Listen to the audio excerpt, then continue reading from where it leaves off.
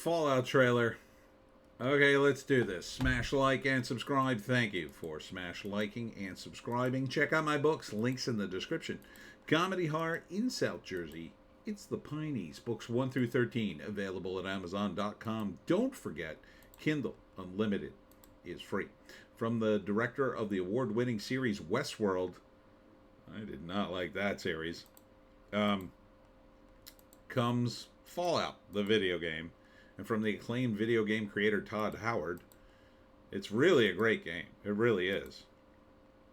The studio behind The Boys and free 2-day shipping.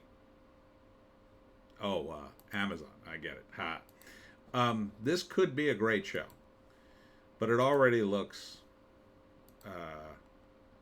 kind of woke. Not in this trailer, but yeah, the advanced word is it's woke. Now, Walter Goggins plays the ghoul. Sort of like a Western guy. And Cyril from Archer plays this guy who's got one eye. I'm not sure his deal. I don't remember a Cyclops in the Fallout video game. Was there one? But, yeah, I mean, your main character is a woman, and here you got Walter Goggins getting on his horse while the bombs are dropping before he becomes a ghoul, I guess, with his daughter. I think he was some sort of ex-TV star. I like that a lot. And I believe it takes place in L.A., I think. I think that's supposed to be L.A., so you get to see L.A. get bombed. Not sure what's going on here. But there's a lot of mutants, a lot of monsters. The radioactive bear, the dog is in it, if you remember the dog. God, I don't remember the one-eyed guy, though. The Vault Tech, of course. You know, it's got the trappings of it. I'm not sure what's going on here. I don't know what you could do, really, to make this a good show. The protagonist in the game was always you. So, you know, there wasn't a character to really draw from there. So on the upshot, they are taking it to a new location, away from the video game, which is probably a good idea, because it doesn't interfere with the video games, and you can say, well, this is different. On the other hand, you know, I'm not so sure if are we gonna have a girl boss thing? Is it gonna be another girl boss? It sounds from a new series, April 12th. Now, this is from Amazon. Now, on the one hand, they're touting The Boys, which shows you that it's probably going to be very bloody, and it does look pretty damn bloody. And there's Walter Goggins. I'll leave it on him. And The Boys is very bloody, and it's still not bad, but even that show got a little bit woke, from what I understand.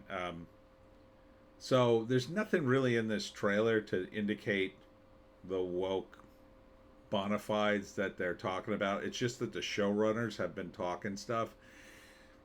Yellow Flash has a video on it, and sounds like they're going to embrace social justice. That's going to be a disaster, because that has absolutely no place in this world. And I'll tell you why. Because it's in an alternate universe. A complete alternate universe. And in that universe, it's a hyper aggressive United States, one that never discovered, I think, a certain kind of circuit. They actually broke this down in an article I read, and because of that, they continued to make. But they made other advances, and we have robots, and you know, it's the future that we envision, that retro 50s future with robots and atomic cars and all that kind of stuff. But it all goes wrong because there's eventually an atomic war. And so in some ways, it's a very anti-war concept, which is part of why I really liked it. And plus, I like the post-apocalyptic worlds anyway. The ghouls are these people who have been blasted by radiation, but they somehow survive, and now they live for a very long time. But they're no longer human. They're I don't know. I think they're partly animated by the radiation. I'm not sure. Um, but the vault dwellers are people who locked themselves in the vault before the atomic bombs went off, and people knew that things were getting sketchy, so they sold these these vaults, these spaces inside the vaults for people, and now it's years later, and some of them are their descendants are basically coming out now into the radioactive waste to rebuild civilization, and so far no one's really got a good grip on it, even in the video games, really. But there's a lot of crazy mutants and a lot of rundowns, and there's not very many people either. And there already looks like there's way too many people in this game. I kind of liked the desolation in the video games, and I really wanted to see some of that. I liked the fact that you could walk and walk, you have to because you can't use cars in the video game, but and you just don't meet a lot of people. Like the last game you did, not Fallout 76, the last single player game, you did meet more people, I'll say, but even that, like, it feels like nobody's left. It really does feel like the last remnants of humanity are scrounging over the scraps. And I kind of like that aspect of the game. Here, the world feels a little too full. Feels like there's already too many people in the show. I would have rather seen a very narrow focus and fewer people. But I don't know. I mean, the only thing I do know is if the show's full of social justice, I want zero part of it. Now, would I watch it? I already got Prime, so I might watch the first episode to review it, I guess. But, and it's a shame because Walter Goggins is really a good actor.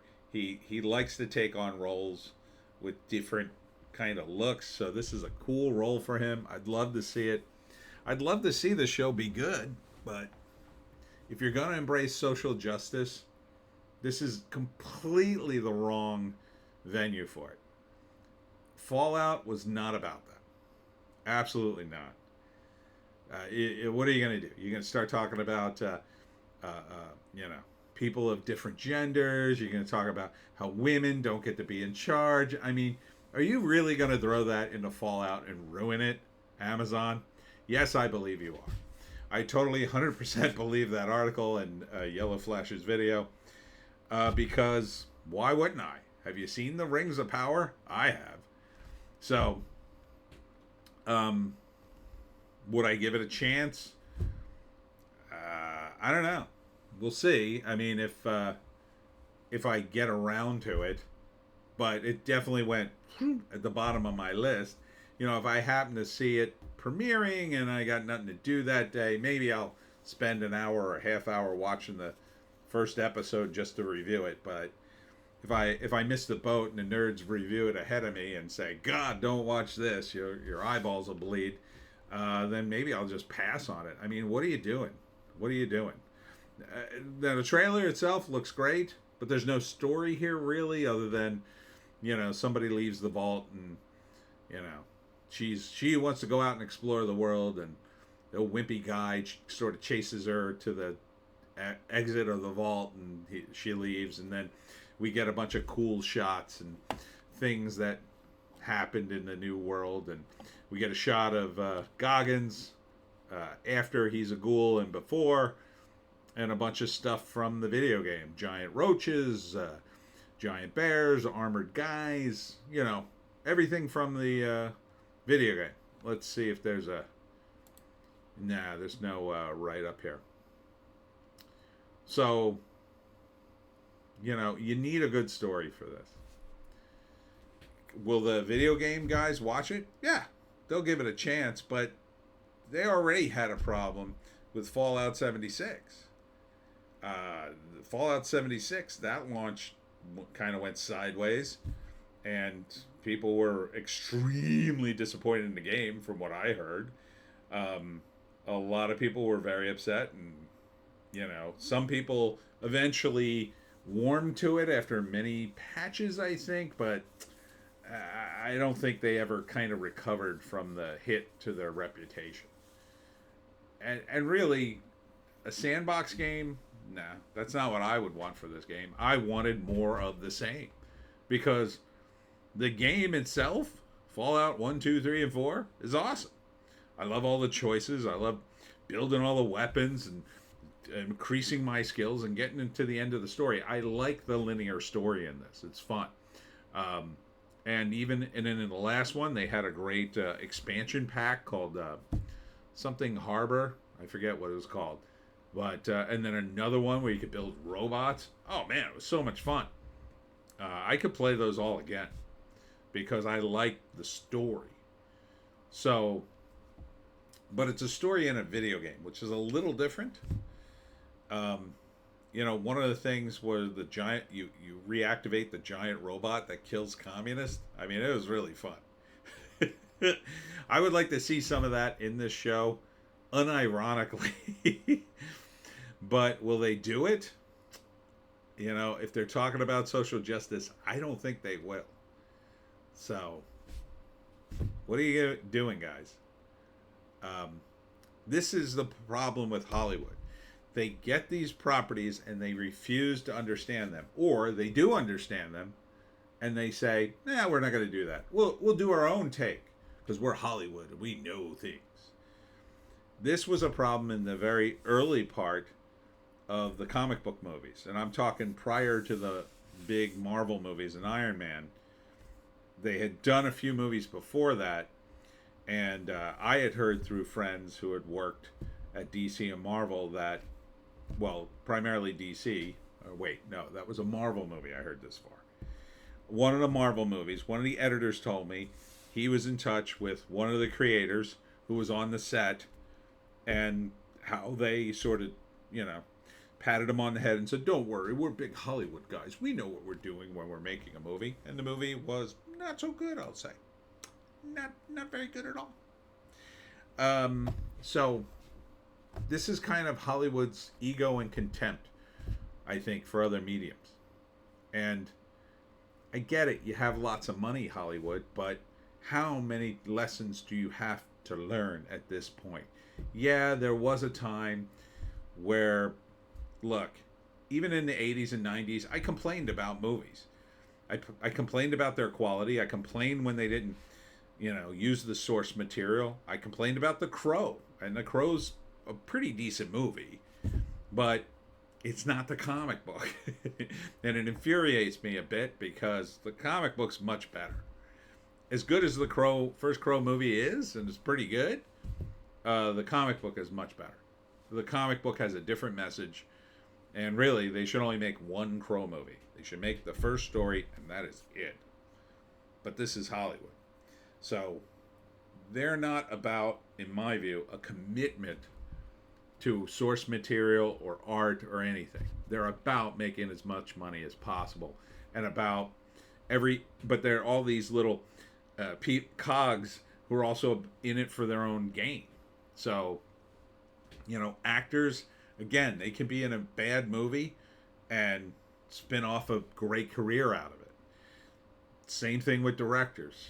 They can be in a movie or direct a movie that doesn't get great acclaim, but for some reason people think it was well directed, or at least some of the sequences were. Same thing with a cinematographer. So everybody's, when they're not on a team to really make it, to really make the movie the best it can possibly be, you end up with something, in my view, subpar. And even when you are on that team and you make the movie the best it can possibly be, you can end up screwing yourself.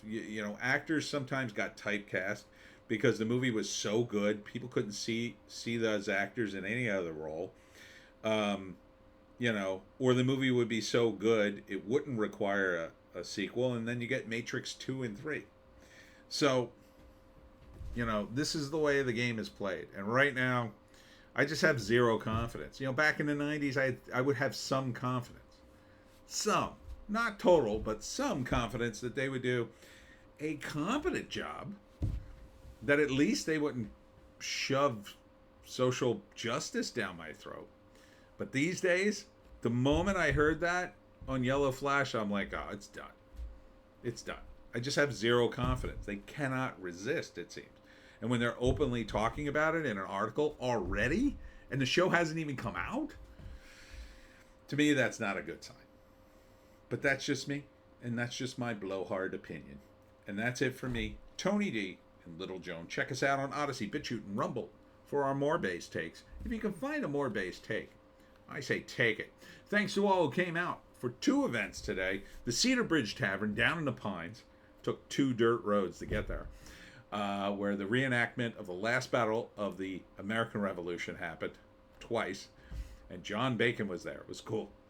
And then at the night market in Laurel Springs, New Jersey. Next week, I'll be in Port Norris at the Bayshore Center Friday and Saturday. And then at the Oddball Vintage in Absecon, New Jersey. Hope to see you there. See you tomorrow for the live stream where we do it live.